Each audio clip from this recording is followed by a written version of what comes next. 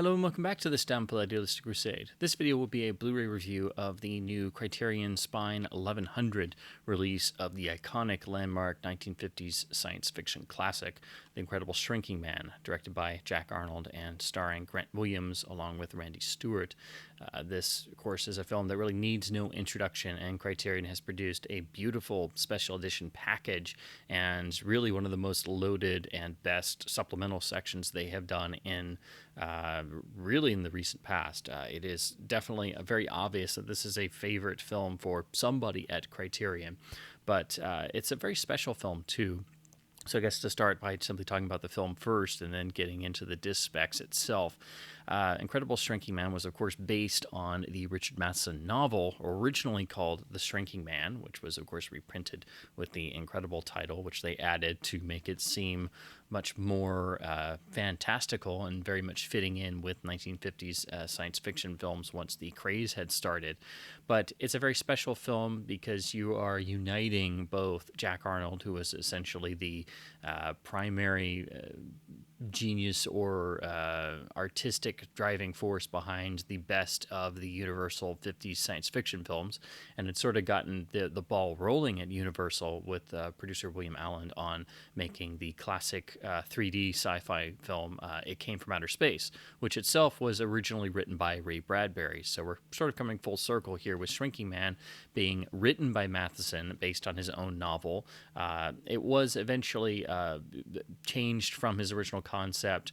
That's part of what I wanted to talk about because I did go back and reread the novel, which I hadn't done in quite some time, both coming back to the film and rereading Matheson's novel, because they are quite different in ways, but they have the same core identity and themes. So I feel it's very much like when you take the two of these, they are companion pieces. They may approach things differently, but it's very much like reading, say, for example, Arthur C. Clarke's 2001: A Space Odyssey novel, and then compare it to the film that he co-wrote with Stanley Kubrick. So the novel and film converge at places, and they take different paths at places. Another, what I would say, would be Philip K. Dick's original Do Androids Dream of Electric Sheep compared to the eventual Blade Runner film adaptation. They have a lot of the same core ideas and themes, but they go on completely different paths. So they are very much like companion pieces to one another. Shrinking Man is a very simple story at its core, and that's part of what makes it so horrifying and terrifying. It's also one of the films that when you see it as a child, it is so much fuel of nightmare fuel that you don't ever forget it quite, and it's actually more harrowing in different ways when you see it as an adult, because different themes come to light over time and as you grow older. So seeing Incredible Shrinking Man at, say, 5 or 10, it's terrifying, but then seeing it at 20 or 30 or 40 or 50 or however old you are coming to it later, you suddenly can see a lot of other stuff that Matheson was getting at in his story, from fears of male impotence to changing societal times to fear of not being good enough for one's own family or being able to provide, things like that that are under the surface but very obvious. And then that goes even further in Matheson's novel. It is much more I wouldn't say in your face, but it is much more gripping in those terms, where you obviously couldn't do that stuff in a film, and especially in a similar way to what Matheson does in I Am Legend, the character's very natural urges and instincts that are completely human are only magnified by the scenario he finds himself in, which of course the film has to tiptoe around and maybe only suggest or hint at in the briefest terms, because it is still a film from Universal in 1957. It's still trying to keep the kid crowd intact.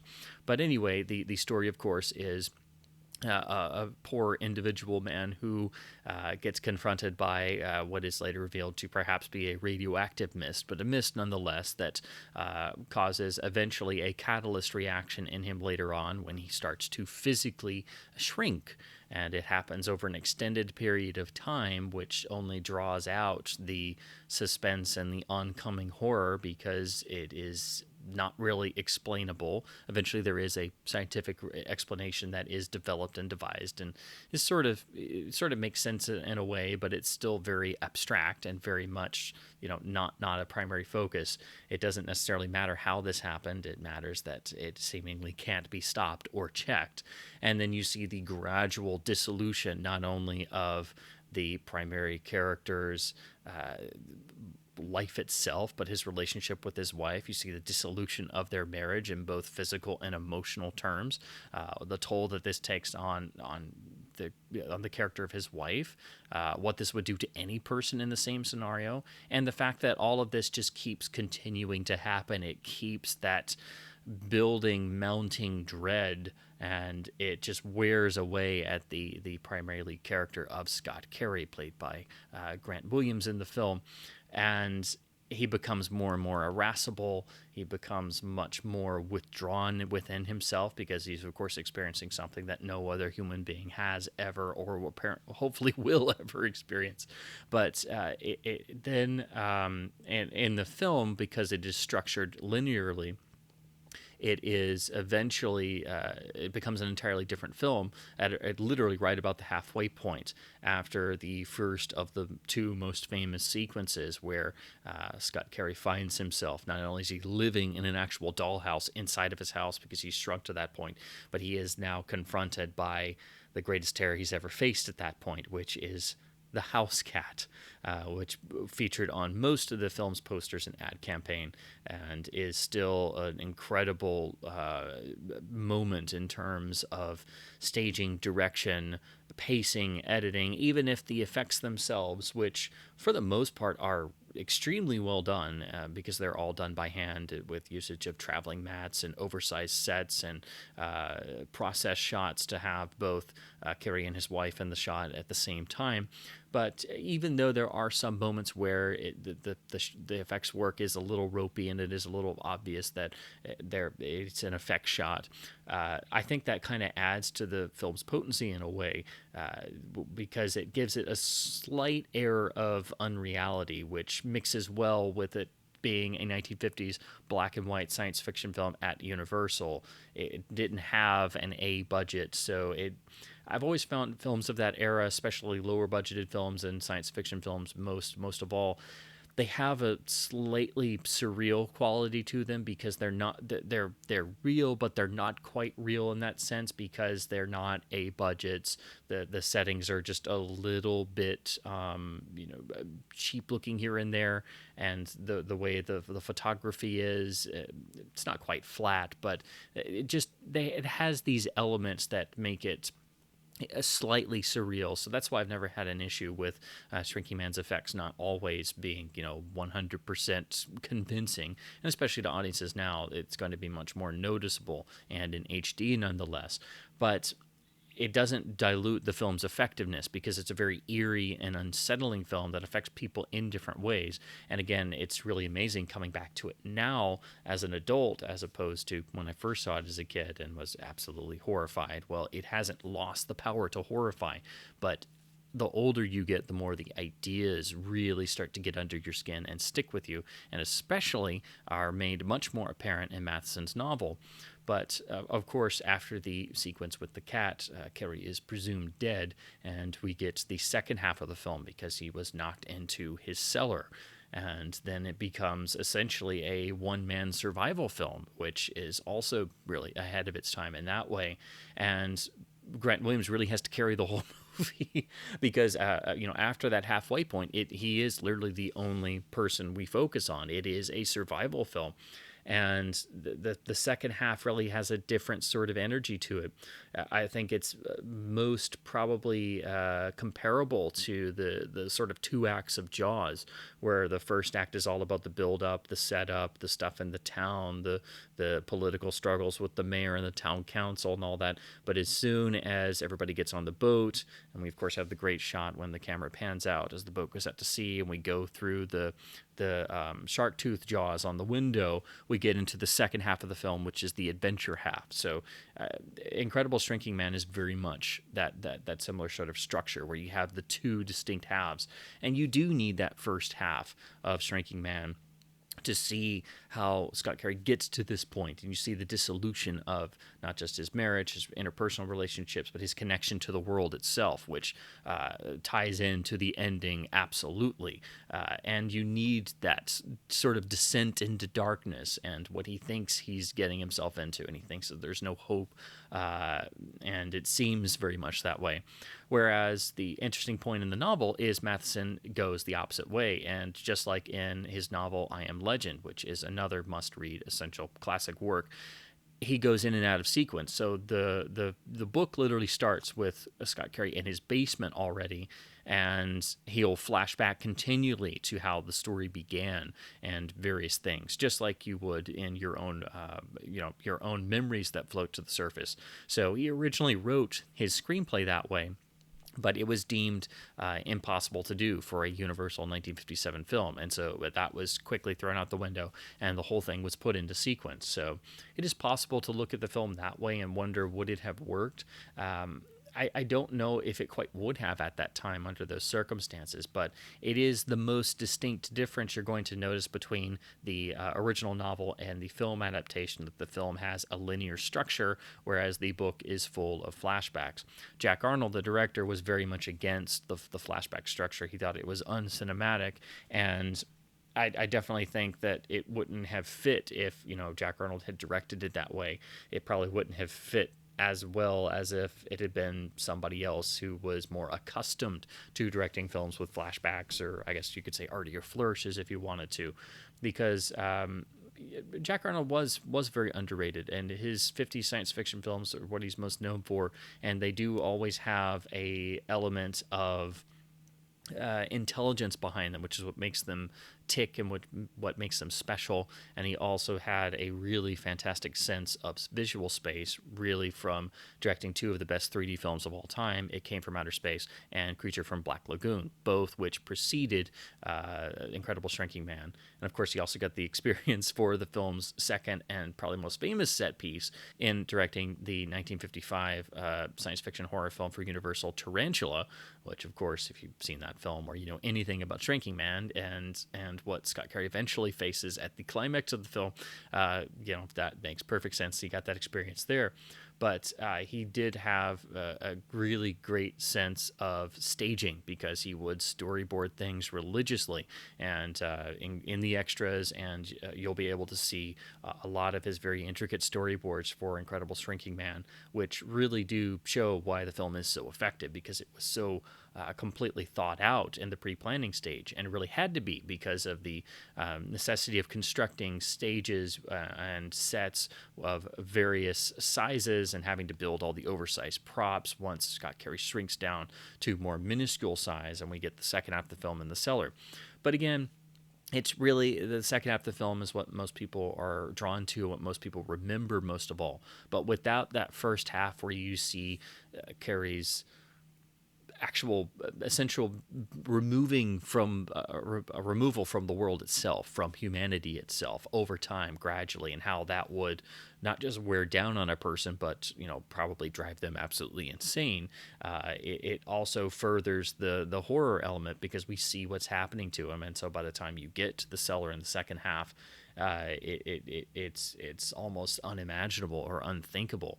And of course, this is now more of a famous trope, the idea of a human being being shrunk down to minuscule size and having to survive or achieve something, because it's been done many times since, probably best of all in the classic Fantastic Voyage in 1966, then was sort of spun into Inner Space that Joe Dante made, and then of course later became Honey, I Shrunk the Kids. So it's been done since, but never as effective, because again, I think the real strength of the film is the fact that Matheson was able to adapt his own novel and write the screenplay, and he used it as a means to get himself into Hollywood.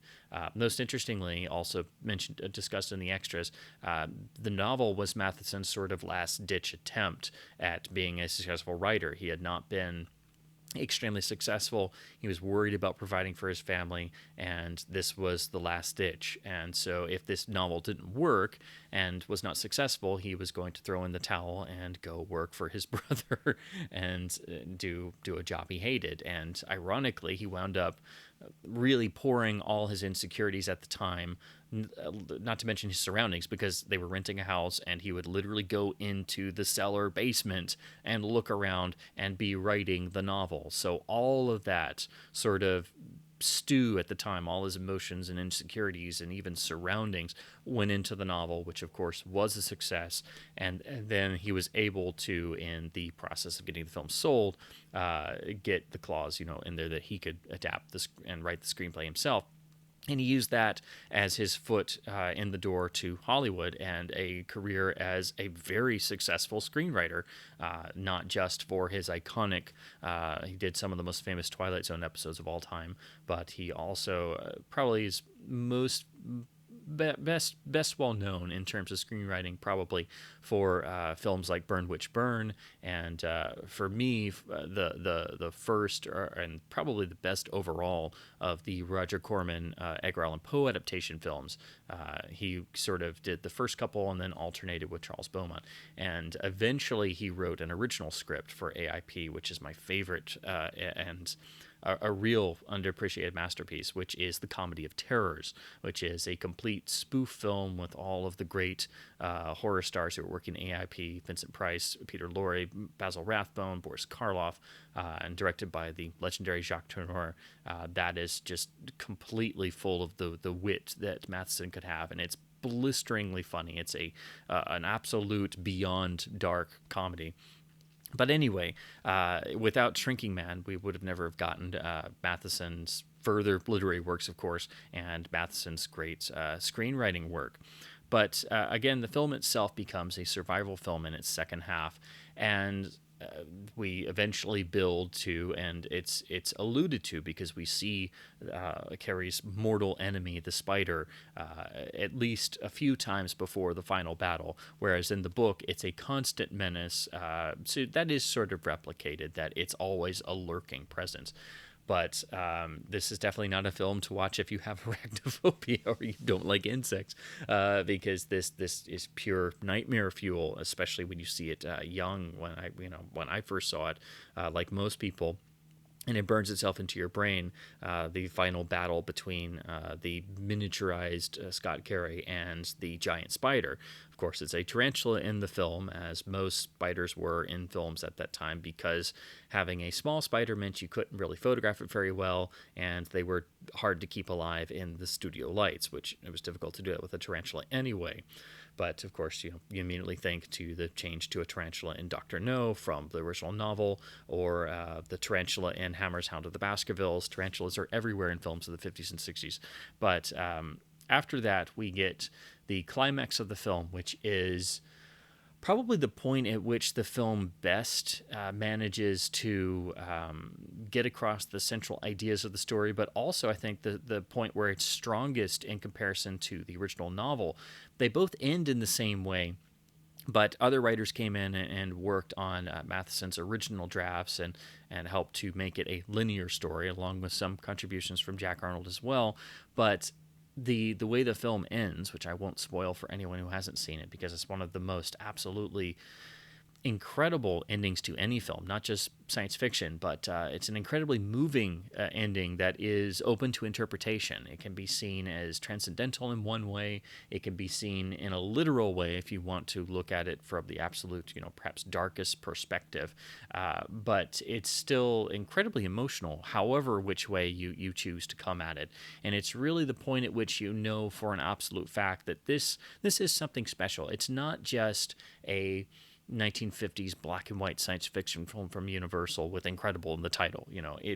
If the film hadn't convinced you by this point, if the story hadn't convinced you by this point, by its mixing of emotional stress beyond the point of no return and just deep, eerie sense of unease, it's the ending that really sticks with you and only grows over time the older you get and the more you can think about it and the more you can look at it from different perspectives.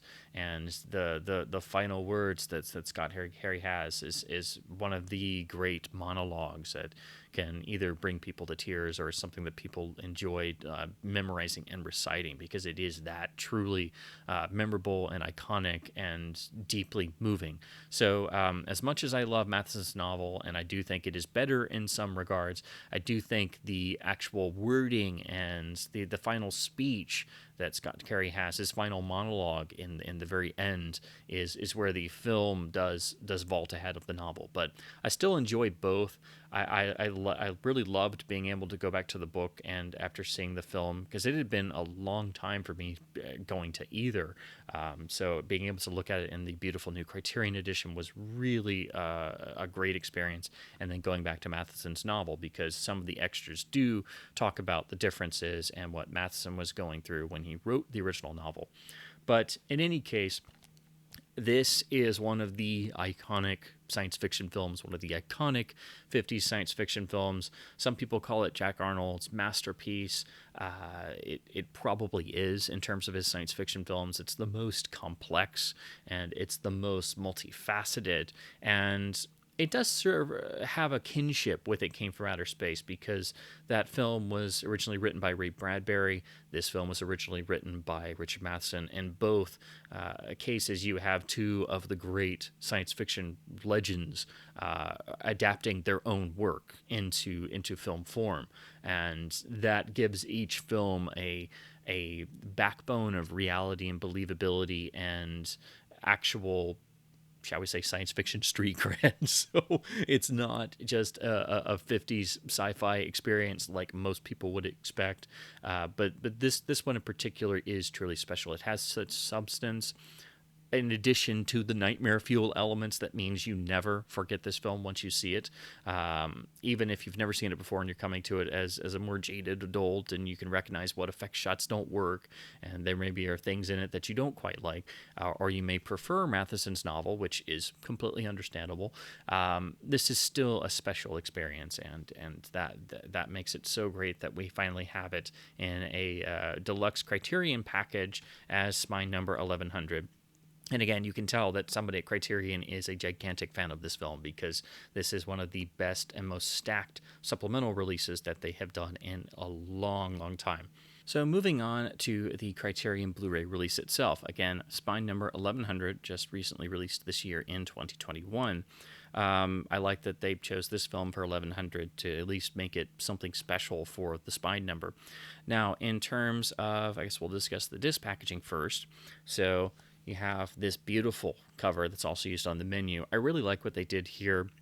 Of course, I would always prefer to have original poster art, but for Criterion's Blu-ray designs and the fact they usually go for a minimalist or very arty approach, I really love what they did with this. It really communicates the not only the obvious shrinking aspect of the film and the fact that it's in black and white, but the starkness of the situation that Scott Carey finds himself in.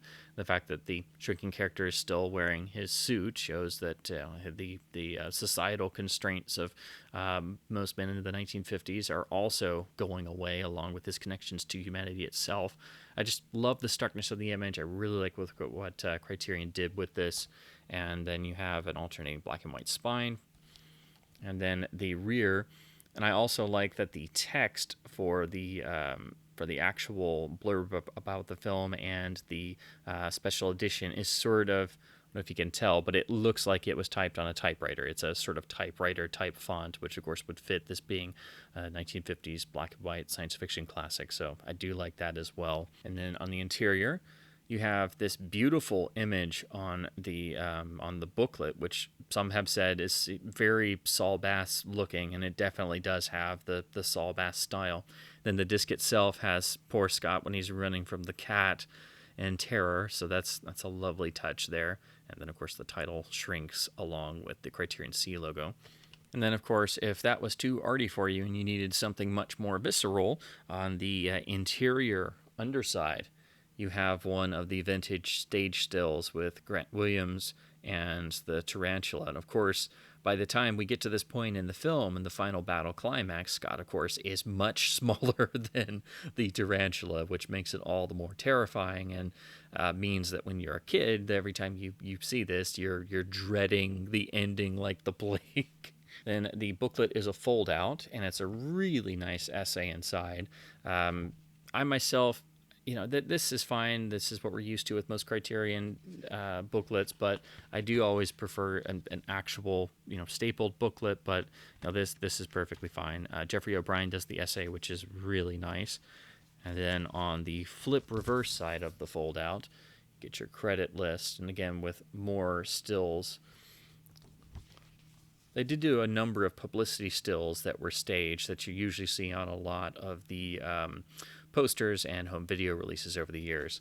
Then we get our transfer notes, and that'll lead me into the disc stat review itself, because I do have quite a bit to say about the picture and audio transfer.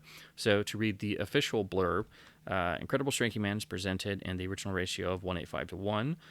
It was a 4K digital restoration undertaken by Universal.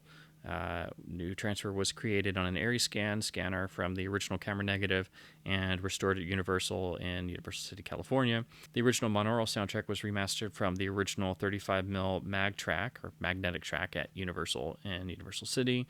And then Pixelogic handled the disc mastering and compression and encoding itself. So this is going to be something that if you've looked up this film and the release and you're on forums, you're going to be already aware of. But in terms of the picture transfer, it is, 4K sourced from the original negative. It does look better than anything we've got before in terms of the grayscale and the overall image clarity and everything, because the older Blu-rays were from older Universal Masters. They did have some sharpening and edge enhancement and stuff. They were still fine, but you can definitely tell the difference in an original 4K, new 4K scan from original camera negative elements. However, you are going to notice, and it is very noticeable, the entire film has a softness to it, particularly in the opening half, especially the opening, I'd say 20 minutes or so. It almost is distractingly so at times. There has definitely been some sort of grain management, usually is what the term they use is, which you have to do in restoring any films. But Incredible Shrinking Man, because it has so many optical effects, it should be a very grainy film. Everyone remembers it as being very grainy, and people who have owned prints have said the same thing. It's a very grainy film. It has always had that inherent softness to the opening sequences when you look at older video versions, but they usually have video noise in the image and stuff, and so that has led some people along due to the sharpening that Universal used to do on old masters. If you look at comparisons of the Criterion release to the Arrow Blu-ray from the UK, that was the best version you could get before this point. Even though that is an older master, some people do wind up preferring that because it does look sharper. Again, that is primarily due to the fact that it was, an already over-sharpened master, which unfortunately a lot of old Universal masters are. It's only been more recently that Universal has been doing really great catalog 4K restorations. But it definitely looks like there has been some grain removal, definitely. The second half of the film does look sharper, but it kind of always has anyway, because it is essentially a different film, and we immediately, once we get into the cellar, it's a whole different world.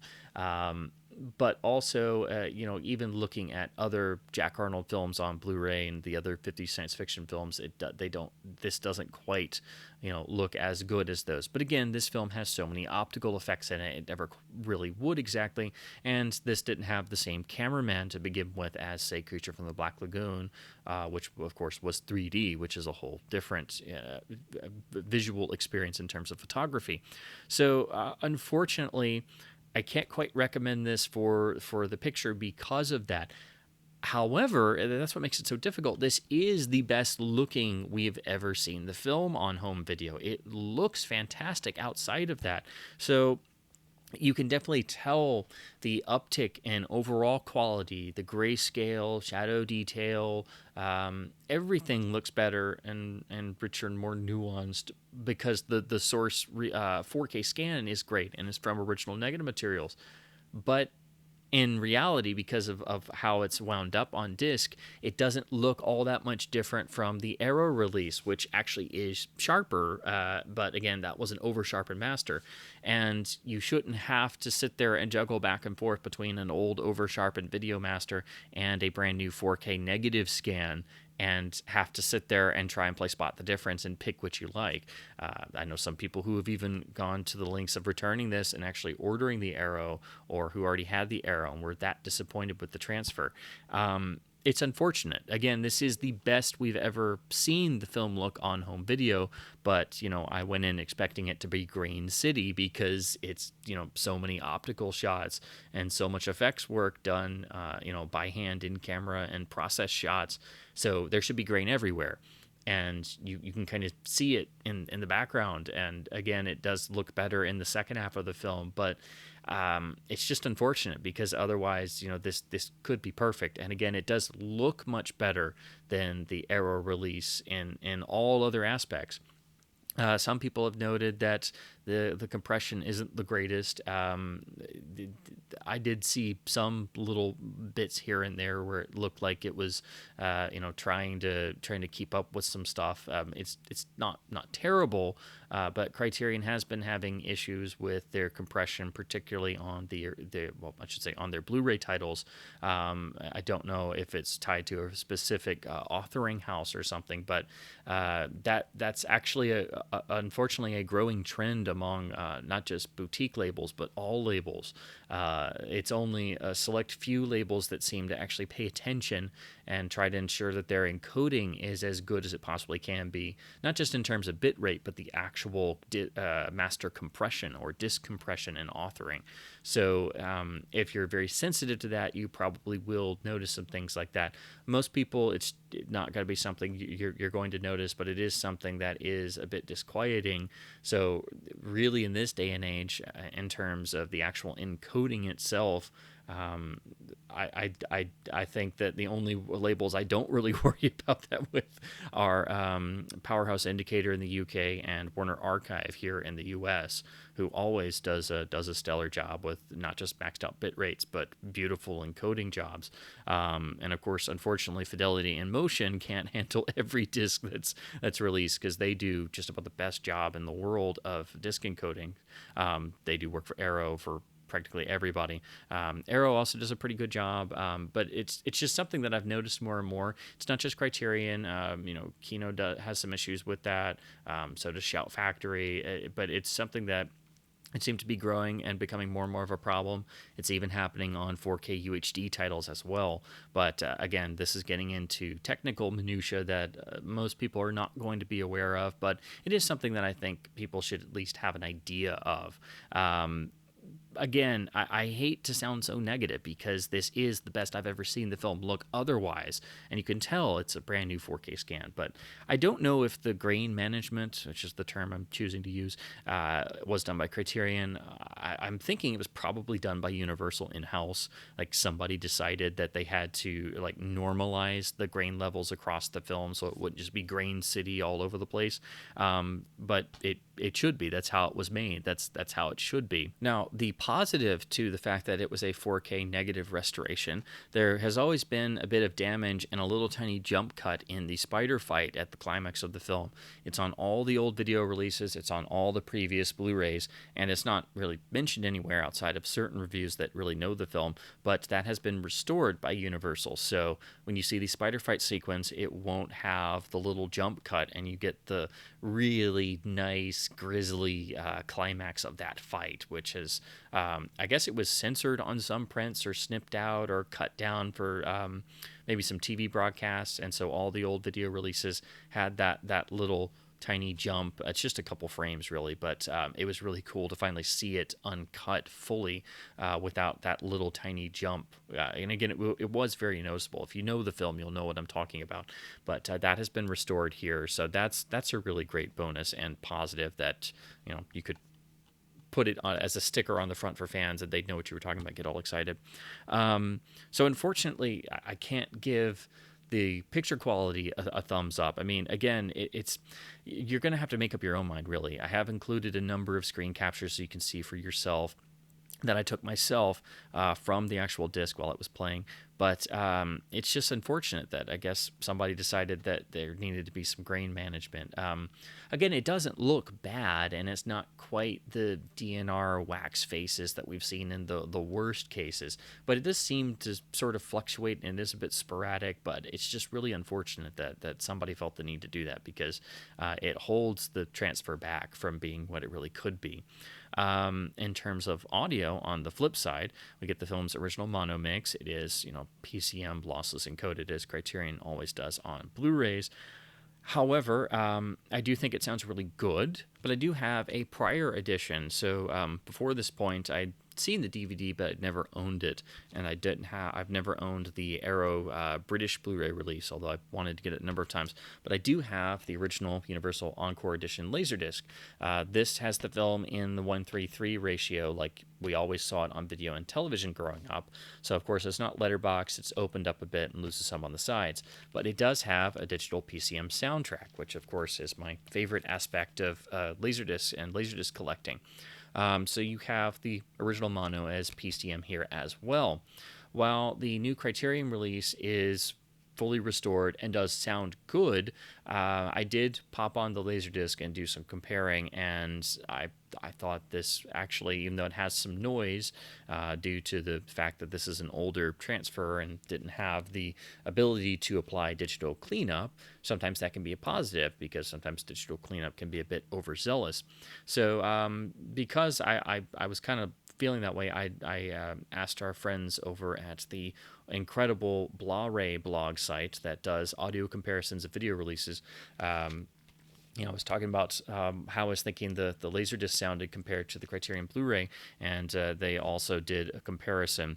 So thankfully, it's not just me, but I do think the Laserdisc PCM, even though it has a little bit of noise here and there, they sound very close, but there's some hiss still intact in the Laserdisc track, and it does sound a bit more natural. So again, this is really getting into nerdy territory, but if you want the best sounding version of the film, I do think the Laserdisc is still better. It sounds a little bit fuller. It has some hiss intact and some, inherent, well, not quite full damage, but because it's got hiss in it, some people hate hiss. But I do think it sounds a little better, a little more natural, and a little fuller than the restored track on the Criterion release. But again, this is not going to be something that most people have. But if you are a big fan of the film and you do have a working Laserdisc player and you do want the best possible audio presentation of the film, I do think the Laserdisc does edge out over the Criterion release. The Blu-ray write-up actually also compared this to the DVDs and the Arrow UK release, and they found that the Criterion Blu-ray does sound better than those, but like me, they did think that the Laserdisc did sound better than the Criterion Blu-ray. So I will say this is one of those where if you do own both of these and you do have the ability to jump back and forth, you will notice while the Laserdisc has more hiss to it, it does sound fuller, and you can also tell in the music passages as well. And that's not to say the Criterion sounds bad. Again, as the Blu-ray report found, it did sound better than the DVDs and the prior Blu-rays from other labels. But if you do toggle back and forth, I do think you can notice a difference. They also put together a nice collection of samples, so you can check it out on their blog as well, which I do highly recommend for all Blu-ray and home video enthusiasts. I'll also say that the jump cut I was talking about earlier is here in all its glory on the Laserdisc, as it was on all prior editions, so it is kind of jarring going back to that after seeing it fully restored here. However, all that stuff aside, getting into the fantastic supplemental package, this is worth the price of admission alone. It's one of the most stacked and fully loaded Criterion Extras packages pretty much ever. I mean, it's really extensive. I'm almost surprised this isn't a 2-disc set. I think simply because the film is shorter, they were able to get it all on one disc. But to go over these, first, I'd like to mention the menu is great. Even though it's the standard Criterion menu and it uses this image, it's really well done. First time you put in the disc, the audio is the famous Orson Welles narrated teaser trailer, and over the course of time, as you look at the menu, if you leave it there, the actual figures, of course, shrink. So the actual extras The biggest and the thing that got me the most excited was the audio commentary, which is done by the great Tom Weaver. Also, David Schechter, the great horror music historian and restorer, has a section on the track as well. So there's a particular point where Tom Weaver checks out for about 10 minutes or so, and David Schechter comes in and talks about the music, which is really important because all the scores for the 50s Universal science fiction films were done by multiple composers, and there's sort of a cut and paste, mix and match approach that also uses a lot of stock library music cues from other classic Universal horror films. He's talked about this in other releases, but you see that in the scores for this film and Creature from the Black Lagoon and all the other 50s Universal science fiction films at the time. So it's very important for him to get his say in about the film's score, which again is a collection of works of different composers and also pre-existing musical material. It's a really fantastic track. I know some people aren't a fan of this particular track because Tom Weaver maybe comes across a little bit as... I mean, I don't think that he dislikes the film, but it's sort of when you become so accustomed to a film, you've seen it 50, 75, 100 times, that you sort of kind of poke fun at it a little bit. I think that's the sort of vibe that's going on here, and Weaver does that in some of his other commentaries that I've heard before. So I still think it's a great track, but it is a little bit snarky, as are most of Weaver's commentaries, which is part of what makes them so entertaining. But they're always so well researched, and he does speak at a kind of faster clip, so you're getting so much more information crammed into a commentary track than you might think possible. If you haven't heard his commentaries on The Wolfman or the classic Val Lewton film Bedlam, those are two of the best commentaries ever recorded. This is a really exceptional track that is, again, worth the price of admission alone. But that's not all. Getting into the featurettes, there's a new piece on the effects work, which is really important because this film is all about the effects work in terms of it being so important. It's done by Craig Barron and Ben Burtt, who have done other pieces on other Criterion releases on effects and sound work, and they go into specific examples and the wizardry of the effects works of the film itself. Again, they've done this on other films. They're also doing it on upcoming releases, such as the Criterion Citizen Kane UHD release. So that's another essential piece. There's a really nice extended conversation between Joe Dante and Dana Gould, and if you love these films, you can listen to Joe Dante talk about them for beyond the point when the cows come home. If you're like me, you find yourself going on the Trailers from Hell website that he co-founded and just getting lost for days on end.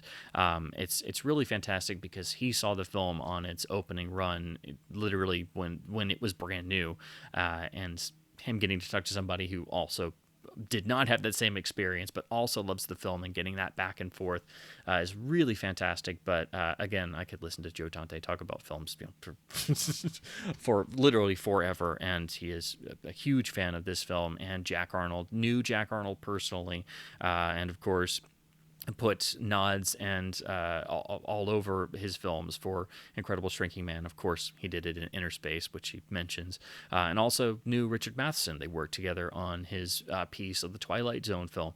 So he has many personal connections, and also saw the film first run and is a lifelong fan of it and Jack Arnold's work. So it's a fantastic piece that it could have been 3 hours and I would have been happy, because I just couldn't get enough of it. I never can when Joe Dante starts to talk. If you haven't been on the Trailers from Hell website, what are you doing? It's a film paradise, and there's a great podcast that they do as well, which is also great, fantastic.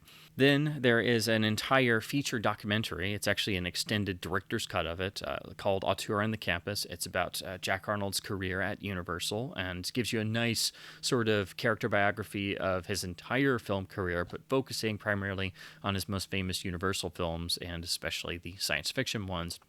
But it's really great to get a sense of more background about who Jack Arnold was, the other films he did, and even his pioneering work in the area of 3D films, which he did a number of, not just science fiction, but also a couple that were film noir as well.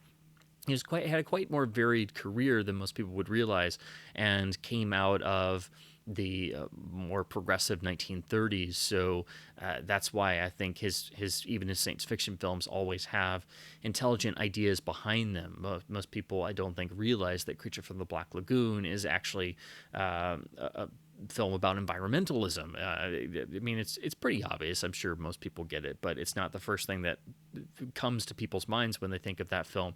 But I remember the first time I saw it, just how much of an impact that had, and that's why I loved it so much and why I thought it was great, that it wasn't just a monster movie. It was actually a movie about environmentalism and not despoiling an environment just because, you know, human beings want to. So it's a really great lengthy piece. You have a lot of great talking heads throughout, but and it's actually it's a full-on feature-length documentary and extended, I guess, from its original form. So that's a really nice inclusion. Then there's a interview with Richard Christian Matheson, son of Richard Matheson, talking about how his father approached the novel, how he struggled at that point in his career, how he was about to have to throw in the towel, how he poured in a lot of his insecurities and what was going on in his life into the book, and then how he was able to essentially spin the screenwriting job into a Hollywood career. So it's really wonderful getting his first-person perspective from literally being there and being Matheson's son and talking about the novel, and also seeing what it means to him as well, and seeing how his father's work is respected even all these years later. So I really appreciated and enjoyed that one, because that's where most of the talk comes from, actually talking about the novel in the extras package. Perhaps most touching is there's a 1983 interview piece with Jack Arnold himself. This was, you know, very much towards the end of his career, but he was still trying to keep going and still full of enthusiasm and energy. And he talks about the 50 science fiction films, about primarily this section of, I guess, a longer piece where they had this conversation. I believe it's a German documentary crew who shot this, but it's him talking about Shrinking Man, showing some of his storyboards and talking about various challenges they faced. But it's also extended because I'd seen a bit of this before somewhere, I think maybe on YouTube, but it's quite lengthy. And so I guess this is apparently like the unedited excerpt of this section of the interview they did. So it's always really fascinating when you're able to hear straight from the horse's mouth, and of course those individuals are long since no longer with us, so that's a very special inclusion. Another one that I really enjoy, I know most people aren't a fan of these, but they include the 8mm home cut down digest version of Incredible Shrinking Man, scanned and presented in HD. This is something that a lot of other boutique labels have been doing, but this is how home video started. That's what you had. If you had enough money and it was offered, you could purchase the silent, usually black and white, cut down 3 to 5, maybe 10 minutes if you were lucky, digest version of a movie you loved, and just, you know, project it on your bedsheet in your backyard and relive the movie experience for as long as the tiny 8mm reel lasted. So I find those fascinating. It's amazing to see what somebody selects to get the point of the story across when they have to keep it silent, and they'll usually superimpose some subtitles here and there for things when they have to. But I find it fascinating to be able to look at these and, you know, not only see the birth of home video and the concept alone, but just see how somebody could reduce a film down to 5 or 10 minutes, what scenes they would choose, how abrupt they end sometimes. So I really appreciate these being included, because it's a insight into another era and really the birth of what will become home video. Then for Shrinking Man fans, this one is probably most important, and another reason why you should purchase this disc. There's a section on the lost music of The Incredible Shrinking Man, and that's, again, David Schechter coming in and talking about the musical cues, but it's actually a selection of cues that were not in the film or buried in the mix. And when you select this, it is about 20 minutes long, and it plays out over those moments in the film where these cues were supposed to be, or they were kind of buried in the mix, and you get to hear them fully with the image. And then there's some commentary in between, so they are separated, but you can listen to the context that Schechter gives. And it's fascinating to listen to that, and especially then you're able to fully understand the nature of these cut and paste scores and how these composers had to work with what they were given and also not step on the toes of the other composers, because again, they had to work with multiple composers on individual films, which is not really the way to compose any film score, but that's just how Universal did it at the time.